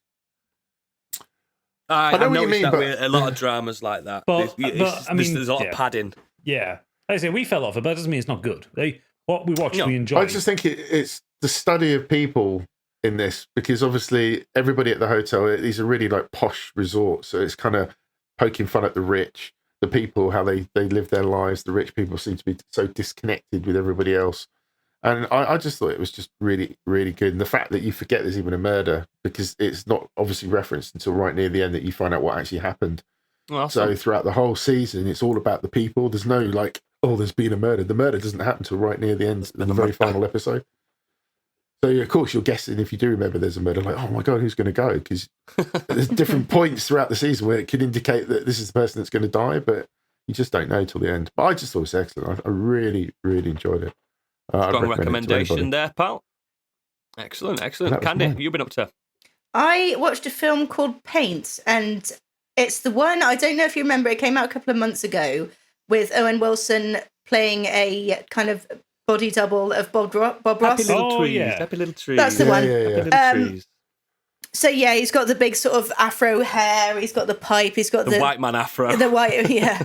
the smoking pipe and everything, the low sort of smooth voice and everything. And basically he's kind of a relic of the past, shall we say. Like, he's been working on the show since the late 70s, always had this primetime spot, and he's trying to cope with he's sort of being replaced by fresh blood, and he's struggling with the fact that he's always had a bit of male privilege and everything in the industry.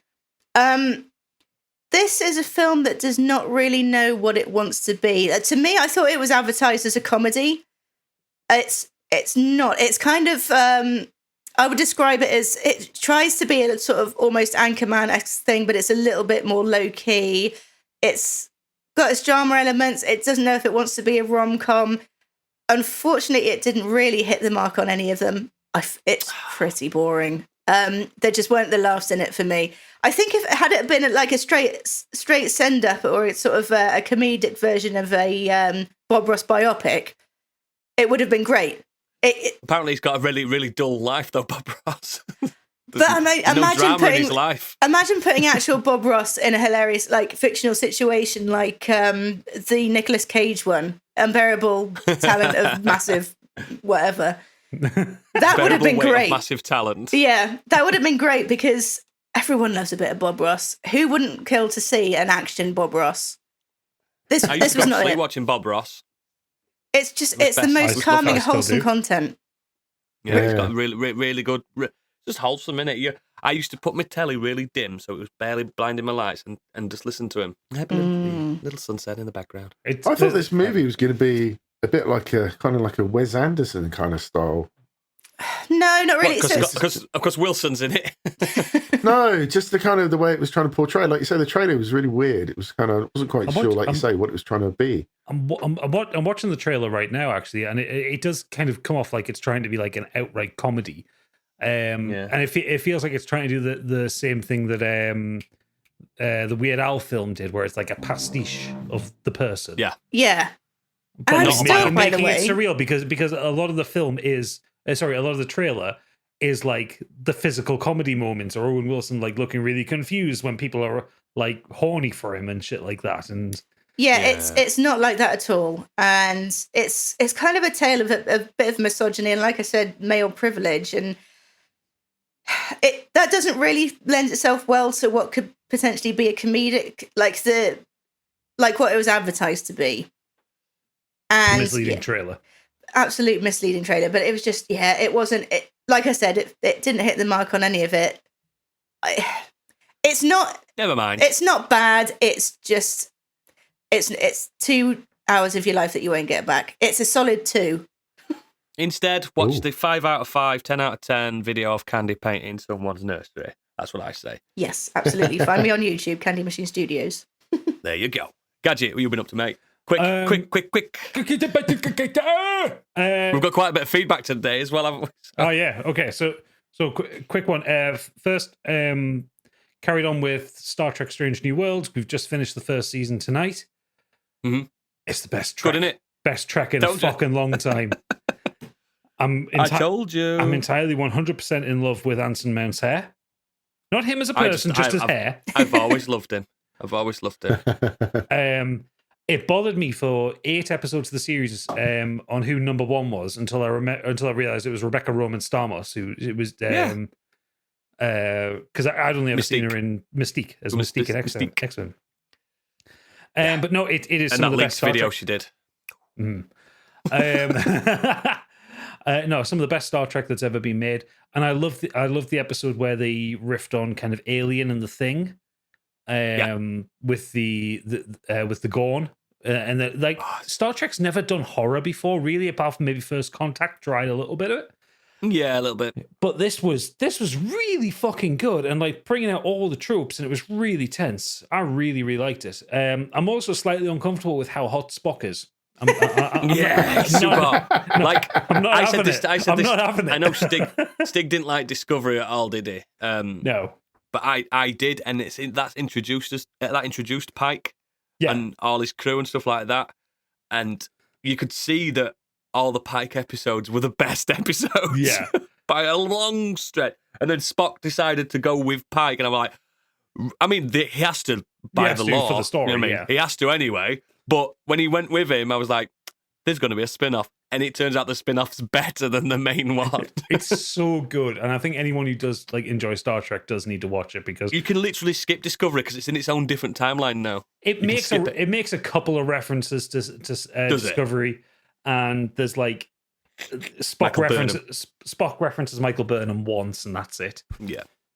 It is very much its own thing, but it is good, really good, proper Trek. I really enjoyed that.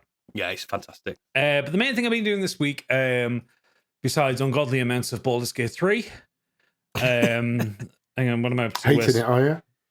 Hang on, where am I on Steam? How much have I put into Baldur's Gate 3? I've put in another 15 hours this week since last week. Good numbers, good numbers. They're getting there. 2 working days. So this week I've been playing Armored Core 6: Fires of the Rubicon. Never heard of it. Well, Armored Core 6: Fires of the Rubicon is a 2023 mecha-based vehicular combat game developed by From Software and published by Bandai Namco Entertainment. It's the first Armored Core since 2013. I want to say it's 10 years or so since Verdict Day. Think Answer was the last one. Verdict Day. Yeah. Verdict Day. I like Verdict Day. In this game, you play as a mercenary referred to only as 621, or after he finds a license on a dead pilot, Raven. Is that what he does? Yeah. Oh, he becomes Raven. He takes Raven. Fuck. You have gone to Rubicon to planet, make money. Yeah, it's a planet. Yeah, there is a natural resource there, which after Rubicon was firestormed by a wandering space entity, I think is what it is. Yeah. I won't spoil it. Yeah, all the corporations are there trying to find this one element that can make them a lot of money. And Unobtainium. Yeah, it's like an unobtainium shit. So you've gone onto this ruined planet of Rubicon to make some money working for the corporations in your big fucking mech suit. And that's kind of it. It's a very light touch story. They always have been. And I've got to say, it's not clicking for me. So a few people have told me this. I'm going to preface this with, I don't think there is a bad bit of this game. Graphically, it's beautiful. The controls are tight. The action is fast and frantic. Sound design is brilliant. Art design is wonderful. Scale. This game does scale so well. There's a mission in the first chapter. It's like one of the boss fights where the Rubicon Liberation Front, basically the insurgents that the corporations want you to kill, because capitalism. Every time I hear Rubicon, I keep thinking of like a convention for Rubik cubes. I keep thinking of the fucking mango drink. There's a drink called Rubicon.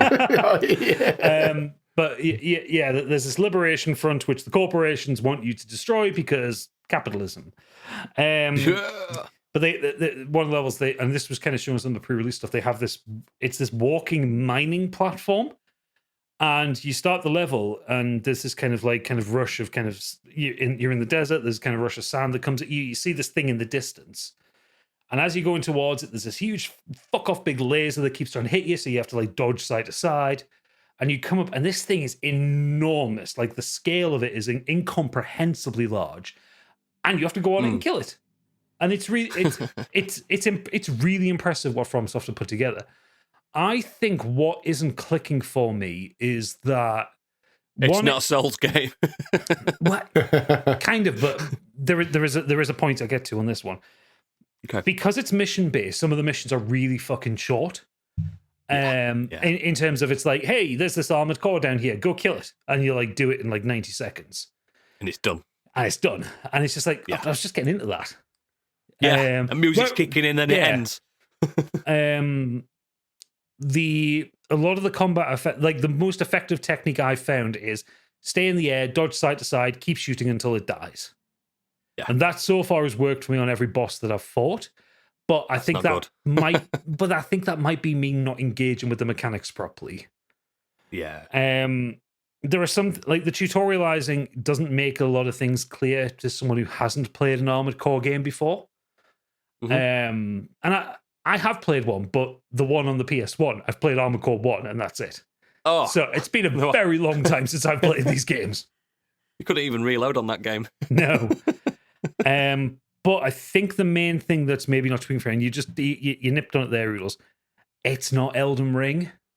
Nope. And I don't think that's Spoiled it for you, hasn't it? Yeah, I don't think that that's a negative towards the game. The game is doing what it does really fucking well. I think I am not the target for this game because I like a world with context. I don't need a deep story. Like, No. we all know Elden Ring's story is really fucking surface level. Yeah. But I like a world to be in. So these kind of really small missions where you kind of battering around, just like you're fighting in a city or you're fighting at a dam or you're fighting in this kind of flutter area. Armored Core's closest cousin is Ace Combat. Yeah. I think they're Ace Combat type games. I think for the people who like those kind of arcadey air combat simulators, I fucking love this game because, and I do love them. Yeah, I don't like I said. I need to really stamp down and reiterate: there is not a single thing this game is doing wrong. I am the problem. Yeah.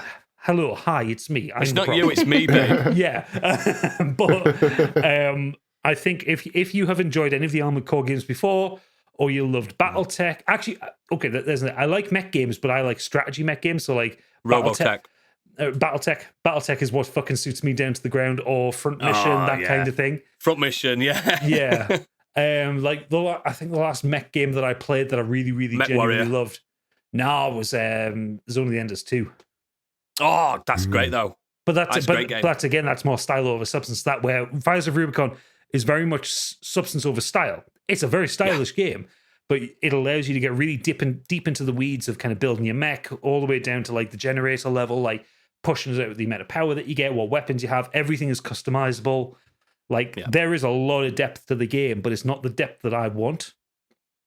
I want a depth of the world. I want the context. I want to walk into an area and go, why is everybody dead here? You know, that kind of thing. We know why everybody's dead, because there was a giant fucking solar flare that burned the bastard planet. So it sounds amazing. Everything you've just described sounds amazing. Yeah. So normally when we do these Nexus episodes, I put every review out on YouTube individually. I'm not going to do it for this one because I'm going to send my copy down probably the next week or two to Oodles so he can play it, and his review will be the proper review of it. And I will beat it within a weekend. I don't think it's a long game. I think like if you're not repeating 10 missions, hours, I think if you're not repeating missions, it takes you about 10 hours to get through. But obviously the whole run is like getting S rank on every mission and stuff like that. Yeah, that's what I've always played. I'm like, you beat it through once, then you get in your SSS. I think it's triple S. I think you can get all them on them. Right. That's what it used to be anyway. I'm going to get all them, platinum it, and send it back to you and give it a 10 out of 10. Oh yeah, Oodles, you're going to fucking love this game. No, I am. I know. Excellent. That's everyone. We've got quite a jam-packed feedback, haven't we? We do, yeah. So I'm going to just jump straight in here. Stig's come in. Go. It's been over 3 years since Hamilton was first. He's talking about fucking Hamilton again. It was released on Disney Plus, and after several watches, multiple listens, the soundtrack, I finally got to see the stage show in London on Saturday night, and it was incredible. Oh, nice. I had amazing seats, bang in the centre of where I could see everything, and they were well worth the extra 20 quid over my budget I decided to spend on the tickets. I was a little worried to begin with that after spending the last 3 years listening to the original Broadway show, that hearing new singers in the roles would be distracting and weird. But all that was put to bed within the first few songs because the current London cast were phenomenal and blew me away. They're all absolutely insanely talented singers, and their American accents sounded so natural. From start to finish, I had an amazing time, and it's so hard biting my tongue to not sing along, although that didn't stop a woman on my row who tried to sing along with some of the softer songs, but was rightly shushed immediately. Seriously, people, we're there for the performers, not for you. Keep it shut. He is right. Mm-hmm. But as far as the performance goes, it was everything I hoped for. It was really cool to see and hear the slight differences this show did compared with the original Broadway one, especially the guy who played King George, who was absolutely hilarious and put his own spin on the character. It was funny how in the US film version, everyone cheers George Washington when he arrives the first time, but no one did in London. It was King George that got cheered instead. That's funny. I mean, King George was not a good dude regardless. If you're a fan Guess of what? The British were the baddies. Oh no, are we the baddies? Yes. If you're a fan of the Disney Plus show, I highly recommend seeing it live in person. I'm really happy to finally go to see the show live. It was well worth the trip. I'm jealous. I'm going to see next year. Was Stig one of those guys? Can you stop singing, please? I was going to have to escort you out of the building. Yeah. He's trying to stand up and rap, Stig, and he's like, sit down, sir, sit down. Gets up and punches him. Yeah, there's nothing. It doesn't matter how many times you've seen a film of something or heard a recording. Yeah. There's nothing compares to it. Just people like a cast of 30 belting it out around you. Brilliant, isn't it? Yeah. I mean, when I went to see Rocky Horror, I thought they're not going to let us sing. No, they encouraged it. Oh yeah, Rocky Horror is different. Yeah. Rocky Horror is all about being as camp as possible, isn't it? Yeah, it's the best safe show I've ever seen. But yeah, I'm glad he got to experience that in the flesh. I'm sure he loved it. Any more? Oh yeah, plenty more. So Mike Halstead has written in. Sorry, I've just had a beer delivered. I'm getting that open From Deliveroo. From Deliveroo. So Mike Halstead has written in. Oodles, I think he's a man after your own heart here. He always has been. I've been listening to Sleep Token, which I can't get enough of right now. Oh, God. I love Sleep Token. I love Sleep Token. Oh, baby making metal. I was going to say that's how Oodles described me, sex metal. Yeah, it is. Yeah. Also, watch their music videos as well. They're really simple but so effective. Like really 3D renders. Yeah. And Vessel's got such a great voice. It's from Bristol, you know. I know. No one's perfect. He also goes on to say he's also listening to the Sequelizers Dark Universe specials. A couple of films that were entertaining enough without being absolutely stellar. Maggie Moore's and Next Exit being the first being a comedy horror where John Hamm plays a sheriff investigating the murders of two Mandy Moores. Yes. The second, kind of sci-fi and stars Rahul Kohli, big fan, and Love Katie him. Parker as unwilling travel companions on their way to volunteer to be killed for science as ghosts have been proven to exist and can be communicated with. That sounds like a film Rahul Kohli would do. Yeah. He gives no fucks, that guy. I love him. He's really good. He plays a space marine in Bulk Gun. Yeah, and he was great in Midnight Mass. God, he was so good. Yes. So good. Xenos has said, he's written in a missive here. I forgot to mention this on the last Nexus episode, so we can go on this one instead. It was my birthday earlier this month. Happy birthday, Xenos. Happy birthday. And while my girlfriend was up here for that, we went to see the Barbie movie. I haven't been to the cinema since before the pandemic, so it's a weird experience being back in front of the big screen. But it was so worth the time to go. Best film I've seen in years. Much funnier than I expected. Great. Solid application of the satire. Sure, it could be a bit blunt, but people still managed to miss the point, so maybe not blunt enough. It's right. Some incredible acting from Margot Robbie in particular, and a great soundtrack to boot. My girlfriend's grandmother sadly passed away just before she came up, and the scenes with Ruth in particular absolutely broke her. Oh. She's doing okay now, but neither of us were expecting those, and it caught it completely off guard. If you haven't seen the film, please do. And if you've seen it and didn't enjoy it, I can only offer my condolences. To be fair, there were quite a few scenes in Barbie that caught me off guard. I got quite emotional. Some of the funny ones, like all the scenes with Ruth, I had a lump in my throat. There's that scene where Margot Robbie sat on the floor crying, and I was upset watching that. Other scenes that kind of caught me off guard was like the Ken song, his song and dance number. Didn't see it coming. Completely caught me off guard. No one saw that coming. And it's fucking glorious. He goes on to say, aside from that, some of you will be aware I play Warframe, which had its big convention event on this weekend and revealed where its future updates are going. For those unfamiliar, it's a sci-fi third-person shooter slasher with some cosmic horror elements in the plot. Well, they've just dropped massive plot twists before, but I think this time they've blown the entire community's collective minds. The next update coming this year looks like a continuation of the cosmic horror side of the plot, with a new enemy faction that's like fighting Michelangelo's reject list. But the one following that is, and I apologize for the analogy I'm about to use, but it's the best I can come up with. It's like watching a trailer for the new Star Wars film and seeing Luke Skywalker walk up to an Amstrad PC with a Nokia phone line to astrally project into a giant statue, then flash back to a child Anakin in reality on the 9/11 watching Qui-Gon Jinn order a bunch of prototype TIE fighters to destroy the World Trade Center. Wow. I've seen that bit in film. I know that made no sense. What I saw last night also made no sense. They're calling the update Warframe 1999, and I think they just made their old game Dark Sector canon. My brain is melting. Weeble floop. Oh, they made Dark Sector. Yeah, they made Dark Sector. They made Warframe. The frisbee game. Yeah. Where you had like a Krull, a scroll. Is it Krull? One of them fucking flying things and boomerangs. Yeah. I fucking love Dark Sector. They made Warframe. Yeah. I've never played it. I might play it. It's probably one of them ongoing things that I'm going to be lost as soon as I load it. What the fuck do I do? It's like Destiny free to play live service Too late. Thing. Too late. Oh, you're way too late for it. But a Warframes. I'll play Dark Sector again on my phone. Fuck it. Last up, Best Boy Kurt Lewin. Angry Kurt says, "Hi, me crew. Nothing much to update on last time. Still playing Resident Evil 4, which I think he finished tonight and he really enjoyed. Good lad. And he's enjoying Pizza Tower, which is the second best platformer I've played since Yooka-Laylee and the Impossible Lair, which is high praise because that's a fucking good platformer. Now you have my interest. I fucking love Impossible Lair so much. What was Pizza Tower? I think we talked about it recently. Hang on, let me find it on Steam. He's pointed it out to me a few times. It's only on Steam at the moment, but I've got my ears peeled for it. My eyes peeled. Ears peeled. Ears and eyes. I'm poorly, mate. I'm poorly. So according to Steam, Pizza Tower is a fast-paced 2D platform inspired by the Wario Land series, with an emphasis on movement, exploration, and score attack. Okay. Featuring a highly stylized pixel art inspired by the cartoons from the 90s and a highly energetic soundtrack. If you haven't played Impossible Lair, though, fucking hell. Oh, do it. It's probably a $5 everywhere. It's so good. It's better than it has any right to be. It's better given the shite that was the first Yooka-Laylee the original game. First one. Yeah, the first one was shite. Impossible Lair's so good.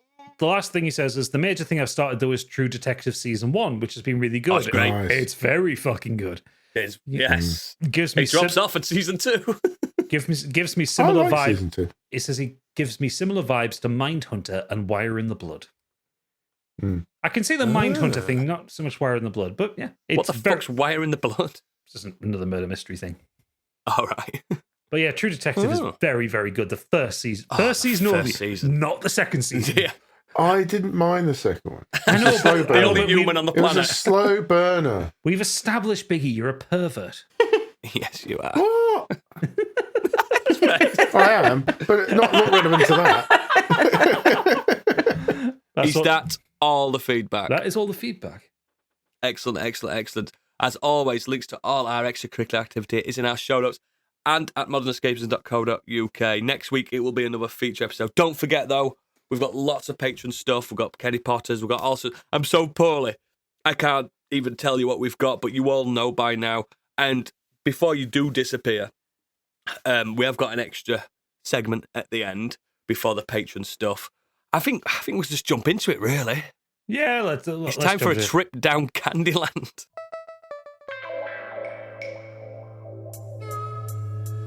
And now, what's up in Candyland? Oh, here we go. So there are two things in life that I thought were going to be a much bigger problem than they actually are. Quicksand being the first one. Swans breaking your arm is the second. Like you cannot get near a pond with swans on without some parents shouting at their kids, "Stay away! They can break your arm," you know. But I'm wondering, how can a swan actually, how would it physically break your arm? Like, does it flap at you and that's enough power to break you with it? the neck. No, they hit you with a wing. It can't be that powerful though, because their bones are hollow. But it seems more likely that it would get its mates to hold you down whilst it gets like a big boulder and smashes it. I mean, I guess it could honk you over a stone or something so you trip over and break your arm. But I think there's only one way to find out, mate. You start a fight with a swan. I'll do it. I'll take bets. My money's on the swan. Yeah. I've been attacked by one. Well, see, I went online to find out if anyone actually has ever had their arm broken. Yeah, I have actually just Googled this one. Of course he has. Do you want the answer? Go on. If you feed the ducks and swans your local pond, take care, as swans can sometimes become aggressive when demanding food. In theory, you could end up with a broken arm or leg after being attacked by a swan if you fell over during the attack, but a swan is unable to break your bones with just a blow from its wings.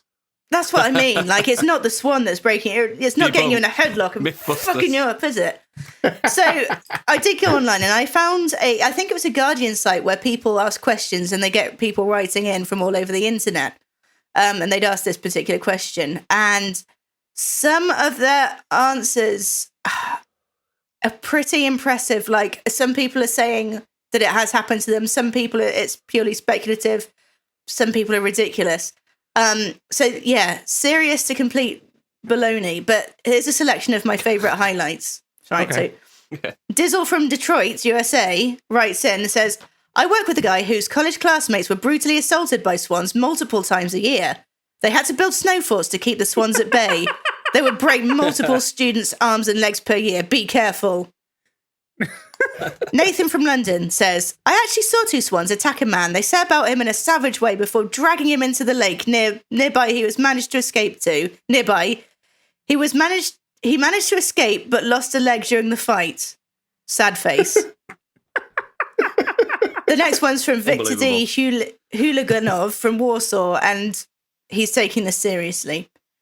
Swans, geese, and other large waterfowl are all capable of breaking every bone in your body and also causing you to be burned beyond recognition. They can do this to hundreds of people at once. All they need to do is clog up the jets of an aeroplane, causing it to crash. I mean, he's not wrong. He's not wrong. And my favourite one, this is Jack Wilderness from the Midlands. He says, we've just got back having spent a night in Casualty, so don't appreciate the cruel jibes. We were feeding some ducks along with our little dog Teddy, he is Pomeranian, at the water's edge at a beautiful lake. While feeding the ducks, I turned to my boyfriend to ask where Teddy was. I called out to him, but there was no sign. We spent a good 20 minutes looking for him, and we were starting to worry when all of a sudden, he came out of nowhere with some cygnets. All of a sudden, we hear a loud screeching noise, and my boyfriend was savagely attacked by 2 large swans. I quickly grabbed Teddy in my arms and screamed for help. It all happened so quickly, I couldn't believe what was happening. They literally started dragging him towards the water. Fortunately, passers-by saw the vicious attack and used his fishing umbrella to prise him off his legs. However, my boyfriend suffered from severe bruising, 3 broken toes, fractured wrist, black eye, 2 broken ribs. We were also waiting for his vision in his right eye to come back as he hit his head during the fall. He also has a broken nose. I think generally it's okay to feed the ducks and swans, etc., but you just need to be wary of the time of year when they're with their young, as they see us as a threat, and we're just trying to protect their young. Some Jack Wilderness. That is a step further than a broken arm. Jack Wilderness. Wow. I'm sorry to hear that. I mean, the main question I do need to ask you, Candy, and I feel like you expect this one to be coming. So, no luck catching them swans, then? It's 2 swans, actually. Just the one swan, actually. All right. All I can say is just watch out at your local park for these vicious dinosaurs. Haven't I told you about the swans that live up the road from me? There's no. So, I thought you were going to do these 6 swans. Oh no. So about 2 miles up the road from me, there's like a retail park with like a Morrison's, McDonald's, all that kind of thing there. So if I'm going up there to do shopping, I'll pick up a Mackey's or whatever. On the road up there is a man-made lake in Killingworth, and it's 2 lakes with a road going down the middle, and there's swans that live there. They just like to cross the road. They just like to cross the road, but what they also like to do is sit in the road. So a few times I've come up there and I've got to sit in traffic because there's a swan there. And the best part is they're not scared of the cars. You hoot your horn at them, and they're just like flap their wings. You want one? You fucking want one? I'll fucking get you, mate. Yeah, they are all southern as well. The Queen's swans. They've all got London accent. Oh yeah, they're fucking giving it large. Especially are they still the Queen's swans? Are the King adopted them now? Kings now. They belong to the Crown. They're like swan sandwiches, don't they? They eat them. When I used to run a pub with a lake around the beer garden, we had swans and a goose there. And they used to regularly attack. They used to attack people walking through. Well, all I can say is that's been a very cautious trip down Candyland. Nature's thugs. Nature always finds a way. Life always finds a way to kill you. Swans always find a way to kill you. Yeah, they do. The chance of dying to a swan aren't 0. They are not 0. Yes, that's the end of the main show. Patrons, join us in the green room in a second. But for everyone else, thank you for I'm sorry for your ears with me being poorly, but thank you very much for adhering with us. See you next time.